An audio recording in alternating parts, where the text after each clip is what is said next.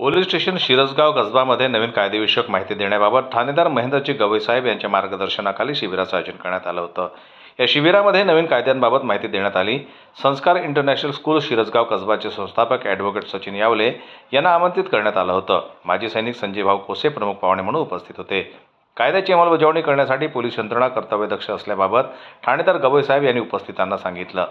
Advocate Sachin यावले यांनी जुन्या कायद्यामध्ये बदल करून नवीन कायदे करण्याची गरज का भासली, तसेच जुने कायदे व नवीन कायद्यामध्ये कोणत्या प्रकारचा बदल करण्यात आला आहे, संविधान का तयार करावे लागले होते, भारतीय नागरिक सुरक्षा संहिता, भारतीय न्याय संहिता व भारतीय साक्ष अधिनियमाबाबत माहिती उपस्थित भावी तरुण पिढीला समजावून सांगितलं। माजी सैनिक संजय भाऊ कोसे यांनी उपस्थितांना काळाची गरज काय आहे, स्वावलंबी कसे व्हावे, तसेच आरोग्य सुदृढ कसे करावे, नियमानुसार कसे काम करावे याबाबत माहिती दिली।